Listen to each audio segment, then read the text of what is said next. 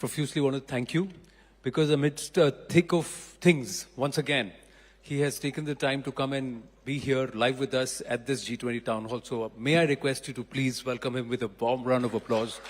And thank you very much, sir. Thank you.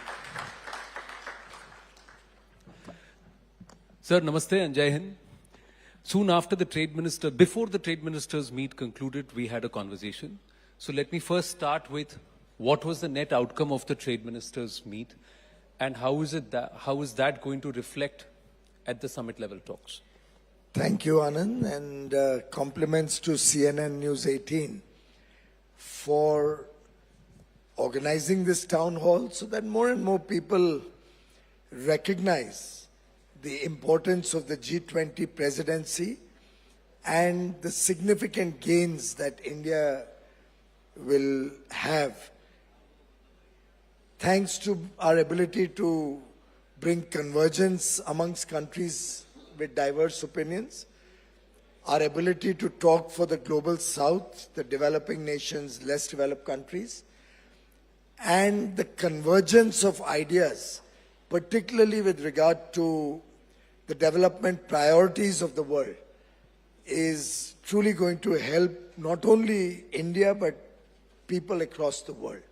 So I'm glad that you have given all of us an opportunity to deliberate and discuss on the huge potential outcomes of the G20. I met you just before the trade and investment ministers meeting concluded.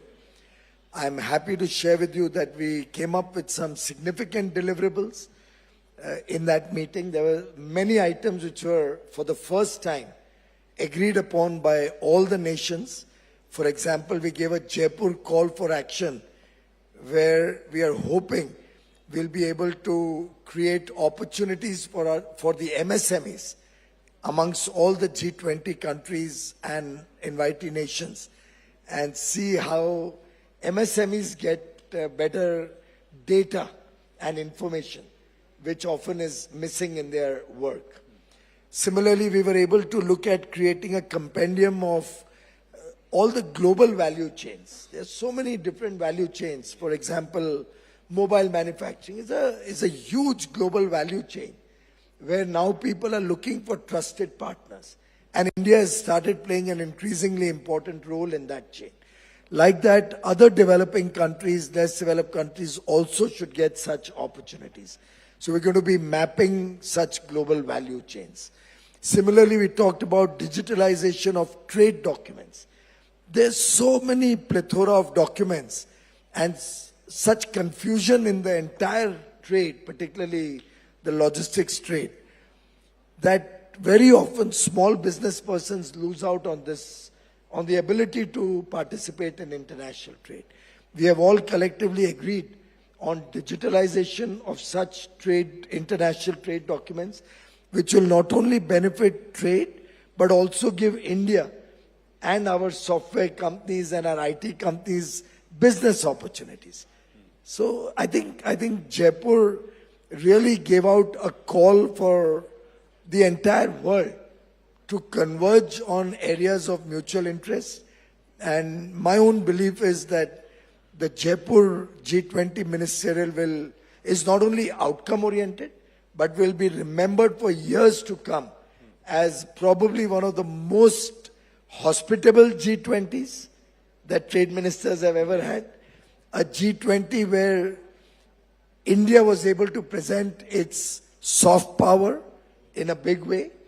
A G20 in which we were able to bring convergence on trade issues amongst very diverse opinions, particularly amongst the developed countries and less developed countries. So truly very, very redeeming and satisfying for India. PM Narendra Modi has spoken with Money Control and he's given an interview where he said that the fact that the Troika is with the developing nations, so Indonesia, India and Brazil, also shows that the focus is shifting and that we will champion the cause of developing nations. Your thoughts on that? I think it's a great sign that the world recognizes that the developing nations will be the engine of growth for the future. India with 1.4 billion young population, our average age is still under 30. And for the next 30 years, we will continue to be a young nation with an average age under 30. And this is the period where India will drive global growth. We will be the engine of global growth. As aspirations of young India increase, as more and more youngsters start looking for the finer things of life, looking for ease of living, looking for comfort, and as income levels rapidly rise in India, we are going to be the demand driver for goods and services across the world. So I personally believe in the next 30 years, this young under 30 population of India is going to add at least $30 trillion to our GDP. At the very least, it could be more. So by 2047, I see in the next 24 years, a $35 trillion Indian GDP, which will be the single largest opportunity for investors, and our own role in international trade will massively increase. Our soft power will be reflected across the world. And I'm happy to share with you the previous two engagements before I came here. I spent first almost 3 hours with the fashion industry of India, a huge potential which we can take across the world, which will help our artisans, our handloom weavers, our fashion designers, and can really create huge opportunities both for business and jobs. After that, I spent 2 hours with the service industry as a whole, healthcare, education, tourism, the IT industry. NASSCOM was represented there. The MICE sector, where we are going to make rapid strides in the days to come. Gradually, the focus will be to get the world's biggest exhibitions and conferences and seminars in India. And we are building the ecosystem and infrastructure for that. You have built the Bharat Mandapam, and we saw what happened there. I was privy to that around the sidelines of B20, that fantastic dinner, and you showcased, you're also the textile minister, so that fashion show was there. So the question was that time and again this conversation happens, that we want to do something with textiles, we want to do something with services. But are our entrepreneurs, our designers really taking the bite? Are they really ready to take the leap? Well, there seems to be a reluctance I there. tell you, I started my conversation with the fashion designers by thanking them because the top designers were all in the room from various parts of India, absolutely the top designers. And they all acknowledged that it's probably the first time that they've all got together in one room. And we had invited 22. 21 of them participated. Oh, fantastic. And one who didn't come, by coincidence, somebody else came into the room. So we had a full house. And we had, let me tell you, a designer of the fame of Manish Malhotra who joined in from London because he was not in India. I'm just sharing with you the excitement in the industry, the confidence the industry has in Prime Minister Modi's leadership, and the fact that when Mr. Modi is presenting the soft power to the world, he means business. And when he presents, his government presents, the world will take note. And they acknowledge that this is the first time so many of them from and all reputed names have got together in one room. And by the way, what you saw that day was an exposition of Prime Minister Modi's 5F vision. He had articulated this way back when he was Chief Minister of Gujarat. The farm to fiber, fiber to fabric, fabric to fashion, and fashion to foreign. This 5F vision is going to define India's foray into the world in the textile sector. It's going to provide millions of our young boys and girls with new opportunities. It's going to give a new lease of life to our artisans, to our weavers, to people associated with the khadi sector, handloom sector. And going forward, I think it's going to add tremendous value and a value proposition for the entire textile sector. Sir, आप trade minister भी हैं, commerce minister हैं, आप chartered accountant भी हैं. So I don't need to explain to you return on investment and profit and loss. So lot of the questions are around how competitive are we. So from the Indian entrepreneur, manufacturer, designer point of view, am I going to be competitive in the international market? And from the international point of view, is the India market not just attractive because of potential, but also in terms of doing business? So where are we there? Of course, India doesn't market itself only as a cost competitive nation. We are cost competitive. Our GDP, even on a purchasing power parity PPP, today is really 3 or 4x of our nominal GDP, which means that effectively for every rupee that we spend in India, we get 3 times or 4 times value. And therefore, India is a very, very valuable proposition for its cost competitiveness. Having said that, what we are marketing today is the competence, the skills, and the talent of young India. What we are marketing today is a stable political story. What we are marketing today is decisive leadership, willing to reform, willing to perform, and hence transform India's future. What we are marketing today is our ability to meet the highest quality standards. What we are marketing today is trust. The fact that the world trusts India, Indian business, Indian people, Indian political leadership. Trust is what is opening the doors for India. Trust is what is getting the world to sit up and notice the India story. And that is what is our strength today. And that is what I think going forward is going to power the growth engine of India to a $35 trillion developed nation by 2047. So that was going to be my next question. Do they really trust us? Because especially if you look at developing nations, African nations, nations in the Asia-Oceania region, whoever they have relied on has come back and stabbed them or used them, exploited them. Why should they trust The good India? part about India is that India has never been an expansionist country. India has always been a friendly country. India has never tried to expand its borders.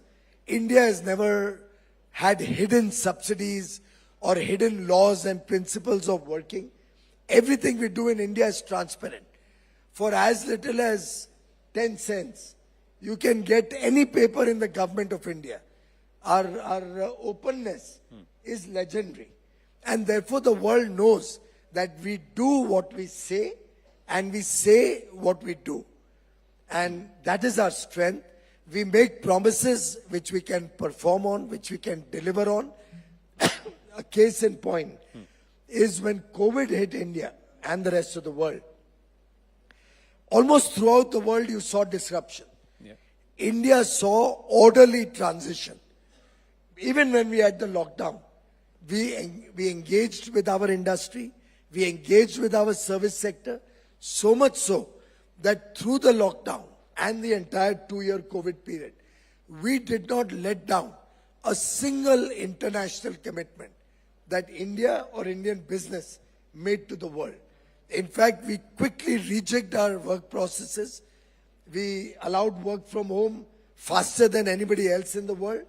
And therefore, there was no disruption in provision of services to any international player. And today, India is a part of the services chain of almost every global 500 company or Fortune 500 company. Nobody has ever complained that for a minute also, India saw disruption. Our power was up and running throughout, which means coal and all the raw materials were reaching power plants.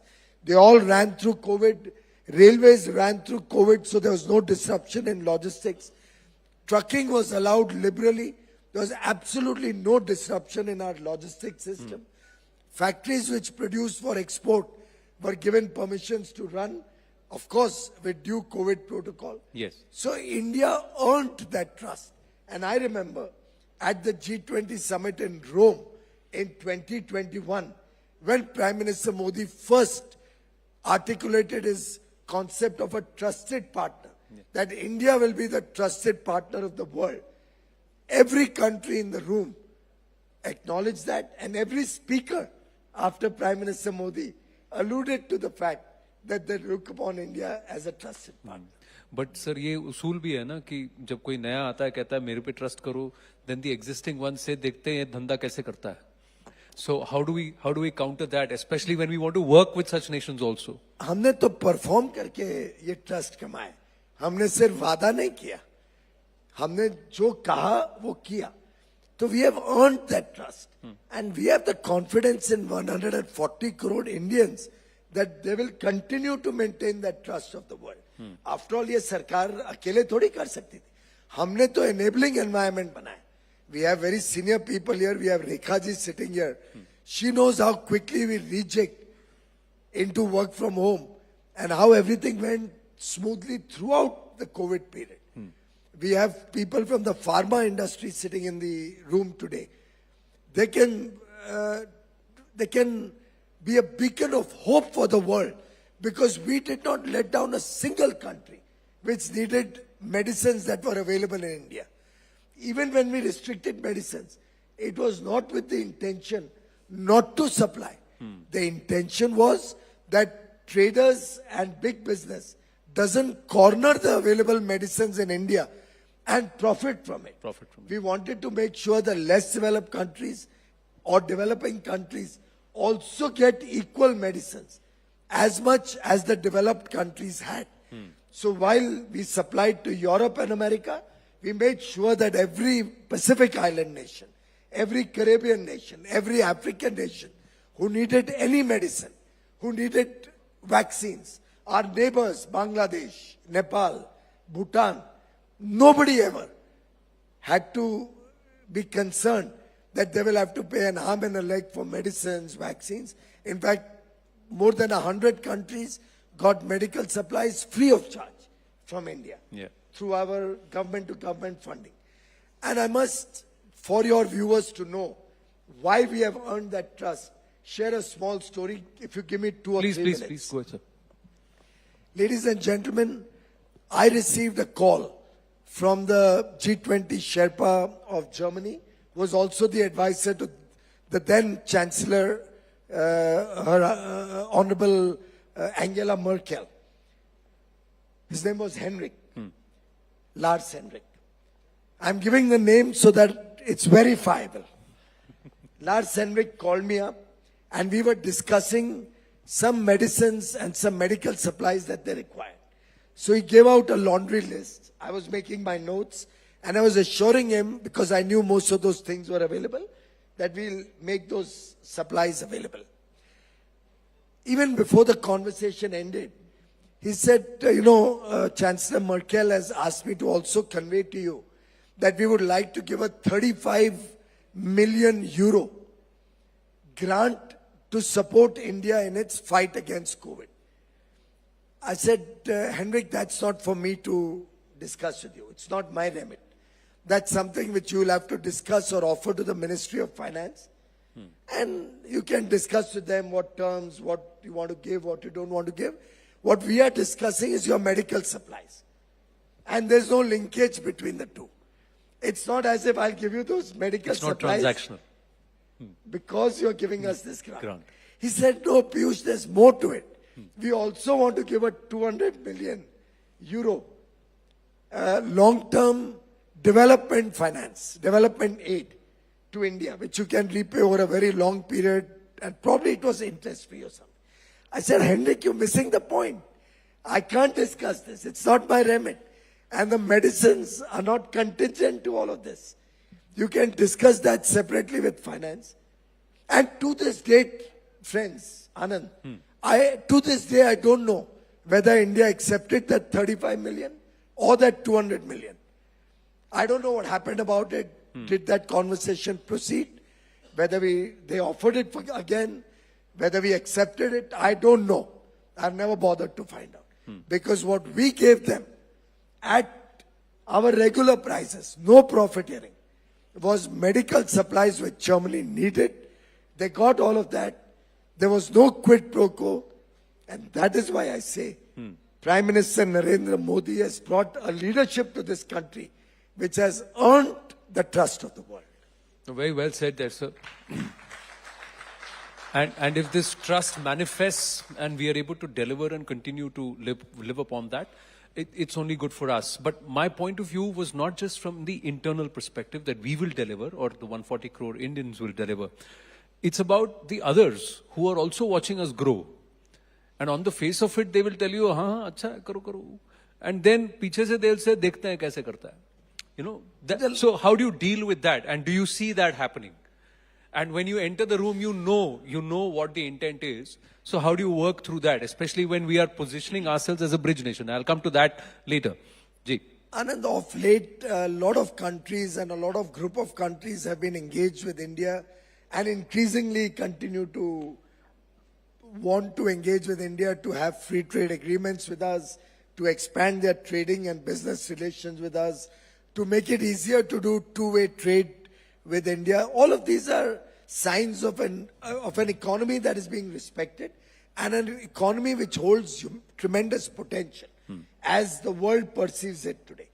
So, I mean, I have nations approaching me literally every couple of weeks. Another nation adds on to the list of countries who want to negotiate a free trade agreement with India.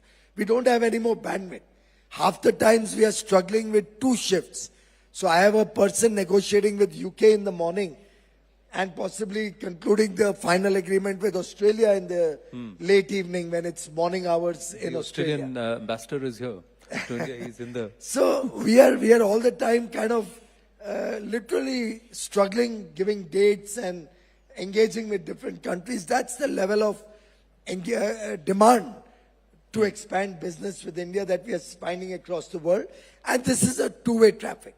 This will help Indian businesses. This will help, I'm sure, greater engagement on both sides in different areas. Everybody has some competitive strengths. Michael Porter's theory does hold true. Correct. That each country, each nation, the comparative advantage of nations, everybody has a competitive edge. We want to market certain things. They want to market certain things. It'll be a win-win, obviously, for both sets of negotiating parties. Otherwise, an agreement can never last long. That is one signal that people want to engage more.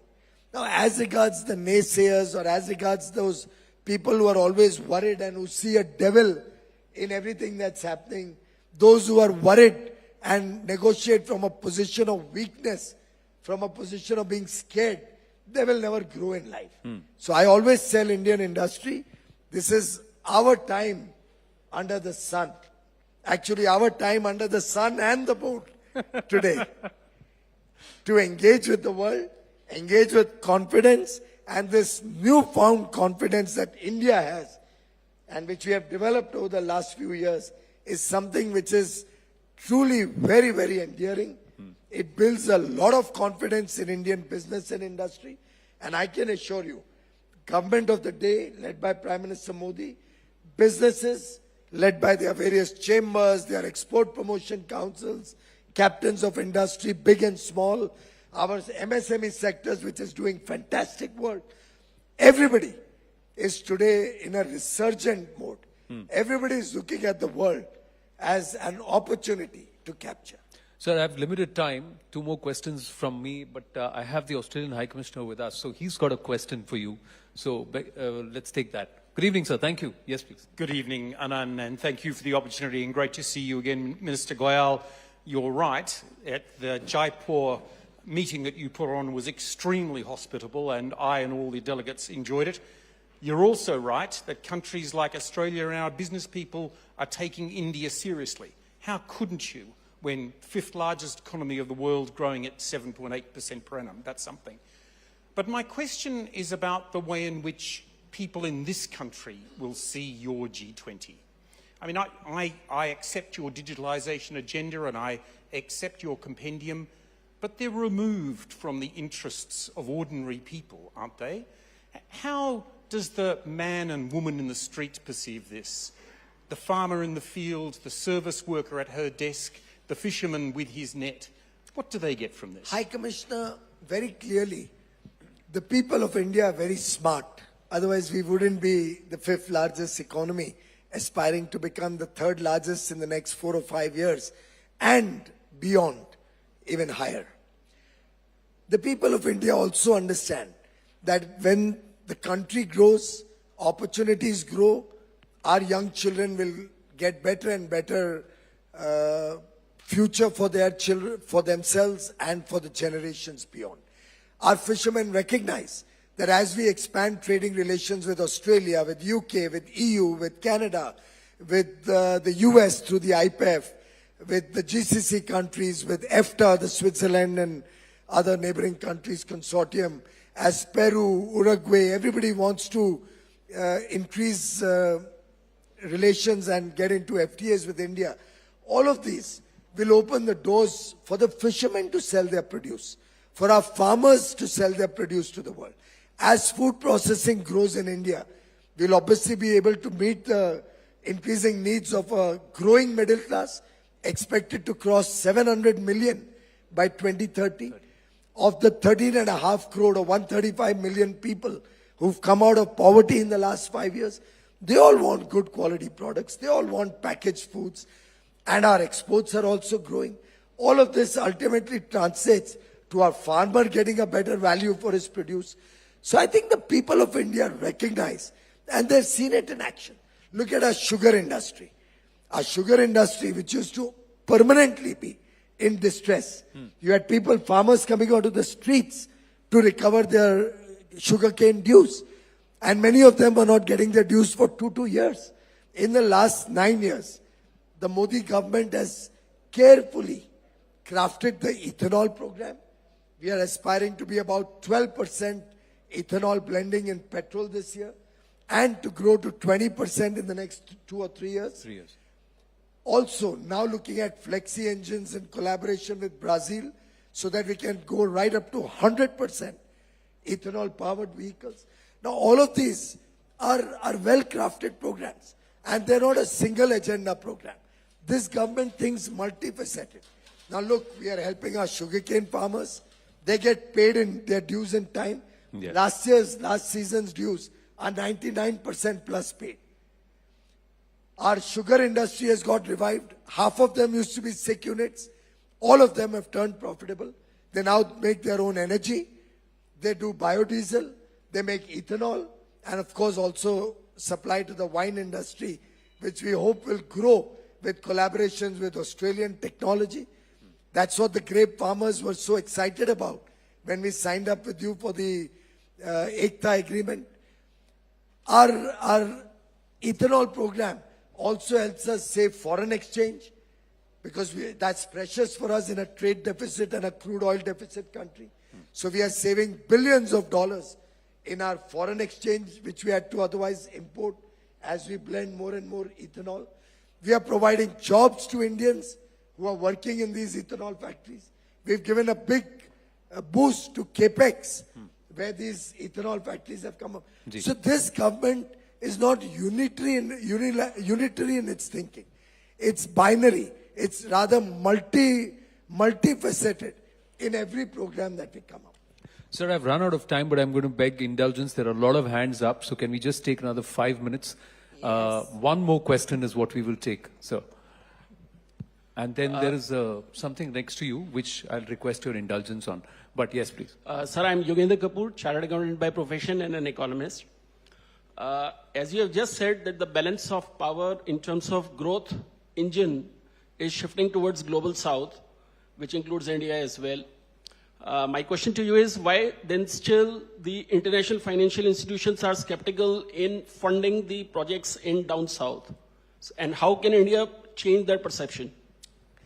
I think a lot of the international financial institutions, and for that matter, many organizations around the world, if I may use a term, live with the hesitations of history. They continue to live in the past.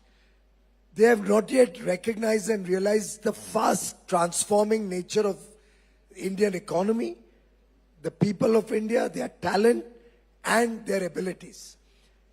That is why we in the government are now embarking on a massive outreach program, taking missions across the world. We are engaging in attracting people from across the world to come to India. After all, the G20 was held in over 60 locations. Over 100,000 people came to India.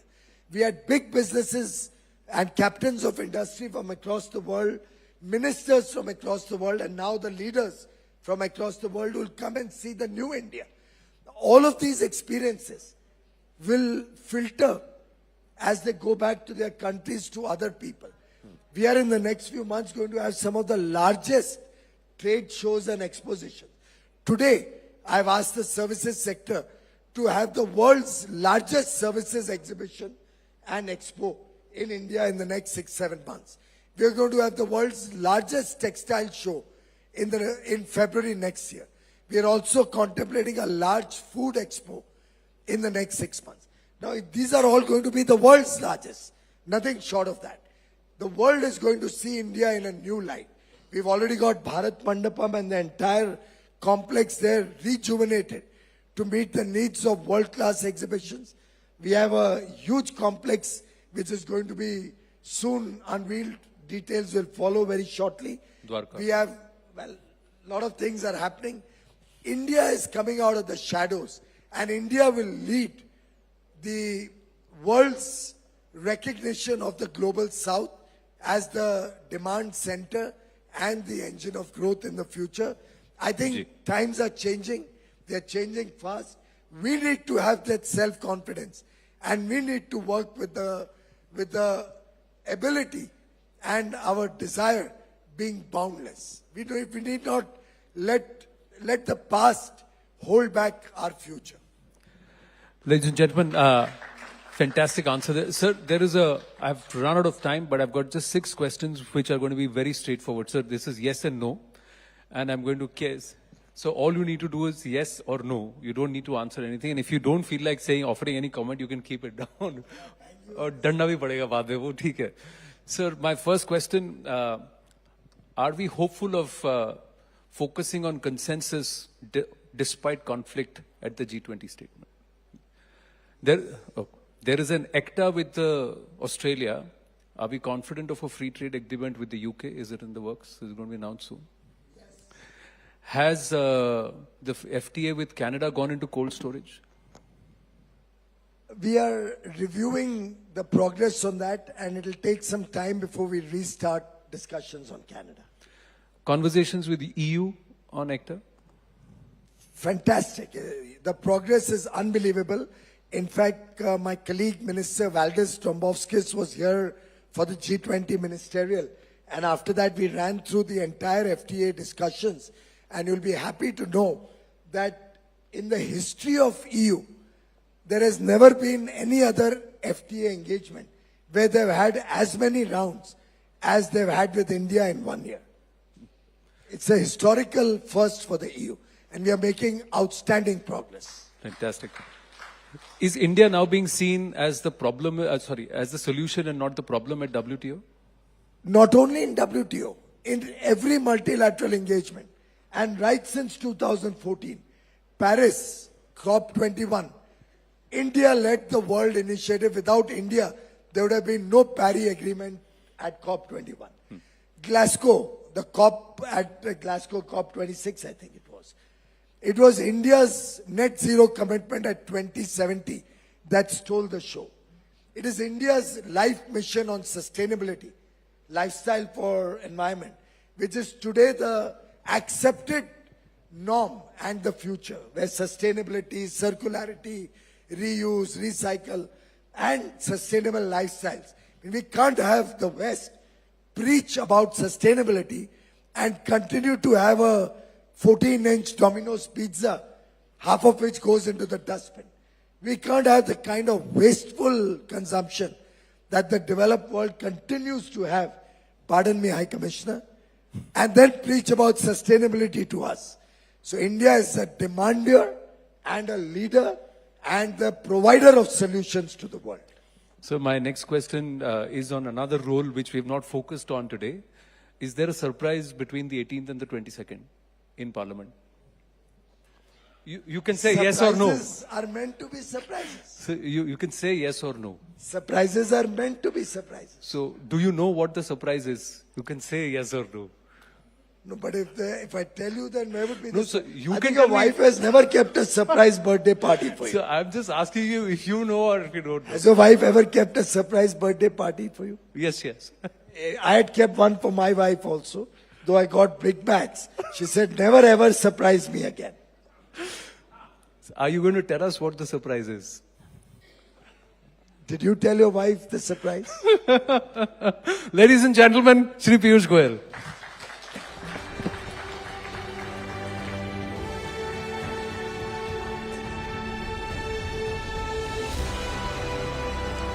Ladies and gentlemen, if I could ask you to give one more round of applause for the Union Minister. With that conversation, CNN News 18's G20 Town Hall comes to an end. A big thank you once again to Shri Piyush Goyal ji and Anand. We'd also like to thank our sponsors once again, Reliance Industries Limited, Yes Bank and Volkswagen. Ladies and gentlemen, do join us. There's dinner right outside.